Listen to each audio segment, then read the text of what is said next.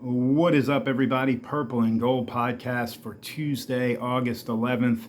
Wanted to jump in here. LSU is a little more than maybe 1 week into fall camp. Wanted to talk about some of the news and notes from the first few days. Media obviously only allowed in for between 10 and 15 minutes each time. They don't get to see any team drills, so this is just observations based on very limited information, but certainly we have some things to talk about. Starting on offense, there are a couple of things. One is Sam Levitt appears healthy.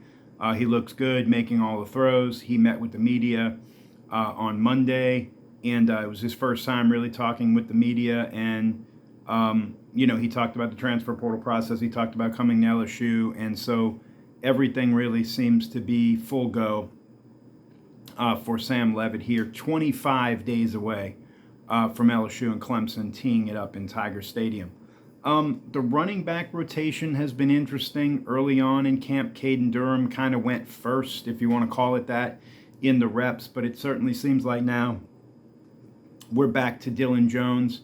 And, Dylan Jones shaping up to be probably LSU's bell cow running back, with Harlem Berry being, change of pace and receiving back and gadget player, etc. On the offensive line, it really feels like Bo Bordelon has taken hold of that left guard job and is not going to give it up. That really leaves one position open, and it's right tackle. So if you go left to right, it would be Jordan Seaton at left tackle, Bo Bordelon at left guard, Braylon Moore at center, and then Alu Ba would be the right guard. So Weston Davis, who was one of only two offensive linemen to return from last year's team, was and is expected to be the starting right tackle if he could fend off, we thought, Devin Harper. And now a new name has entered the fray, and it's Tennessee transfer William Satterwhite. Worked with the ones at right tackle in Saturday's practice. Now, here's the thing to remember. This is just the portion viewed by the media. We don't know what happened in team drills. And also, this could just be a cross-trained situation, right? This could just be a situation where they want to get Satterwhite some reps at right tackle to increase his versatility, make him more valuable. Or it could be a situation where maybe Weston Davis just hasn't looked great the first week and they're trying things. Hard to really read too much into that. We just don't know. But certainly I think the one thing we do know is that Bo Bordelon seems to have the left guard position locked down, which would free up Devin Harper to be in a competition with Weston Davis and others at right tackle. As far as the receiver room, it's been what we thought. You've seen a lot of Jace Brown. You've seen a lot of Winnie Watkins. You've seen a lot of Jackson Harris sort of taking reps with Levitt. Trey'Dez Green obviously takes all his reps with Levitt. And so we'll see who emerges from the pack.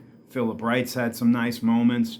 We know about Trey Wilson, the transfer from Florida. I really think this is going to end up being, they're going to hone in on about 4 or 5 guys, and one of those 5 is probably going to be Trey'Dez Green, because even though he's a tight end, I'm not really sure that Lane Kiffin and this staff view him solely as a tight end. I mean, I think he's viewed as a pass catcher. Defensively, there have been a couple of things worth monitoring. The first and the main thing that's been worth monitoring is the starting safety spot opposite Ty Benefield. So Tamarcus Cooley transferred from NC State last year, started all year, and I think the assumption was that he was going to start next to Ty Benefield this year. If you look at Tamarcus Cooley's grades on Pro Football Focus and other sites, he did not have as good a year last year in the SEC as his previous year in the ACC. So when camp opened up the first couple of days, Jace Thomas, the safety from Destrehan, was working with the ones opposite Benefield, and that was a very interesting development. Then there was a day where Fahim Delane, the brother of Mansour Delane, who transferred in from Ohio State, was working at the ones with Benefield. And then yesterday, Monday, it was Cooley working with the ones with Benefield. So there definitely appears to be some competition there. Whether or not this ultimately lands with Tamarcus Cooley remains to be seen. And possibly even if there's some sort of a rotation, that's generally not a spot that you would rotate players. But guys like Jace Thomas and Fahim Delane certainly have the pedigree. And so I think, with 3.5 weeks to go, I do think that job is likely open. That is probably the only starting job on defense. Right tackle is likely the only starting job on offense that's open.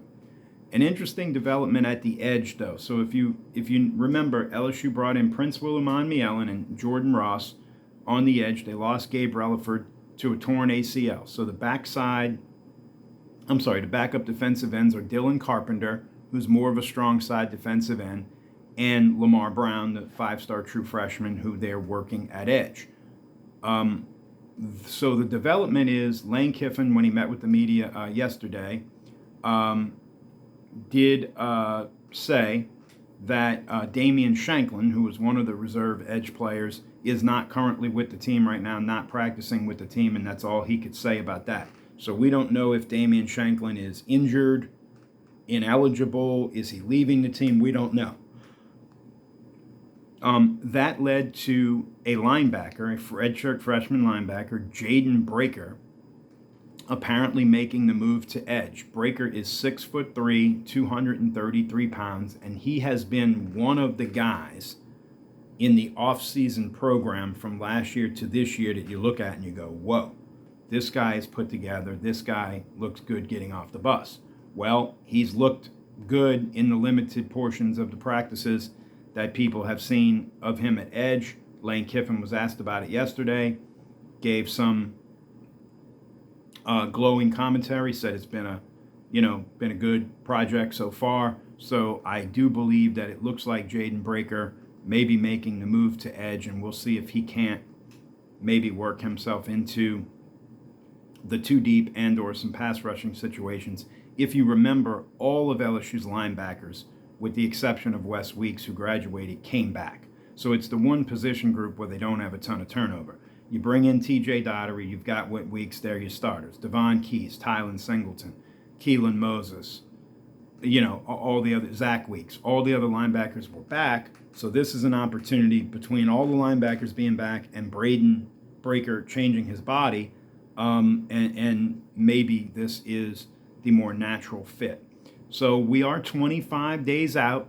LSU number 13 in the coaches poll, Clemson number 23, LSU roughly a 9.5 point favorite right now at home over Clemson. And we will be back intermittently here in a couple of days, maybe a week, to continue to recap fall football. I did want to mention the LSU women's basketball team. This was announced since we last spoke, is going to play UConn on December 29th at the Bridgestone Arena in Nashville. That's going to be quite a sight for Gino Auriemma and Kim Mulkey to renew their rivalry, and LSU gets a big out-of-conference game for women's basketball. The women's basketball schedule did come out this morning.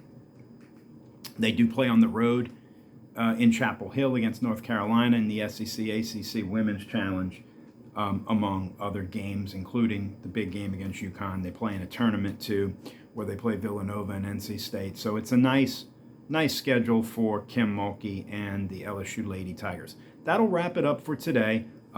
Please like and subscribe. Please share this video if you're watching on YouTube. It really helps. Comment section, always open for that. Always open for questions on social media. If you're listening to this today on Tuesday, August 11th, I will be on WRBE FM talking sports with Coach Bruce Thornton on Wednesday, August the 12th. You can listen to that on WRBEFM.com, or you can tell any of your smart devices to play that station through TuneIn. That'll do it for today. As always, be good to one another. Always boot up, and always, always, always go Tigers.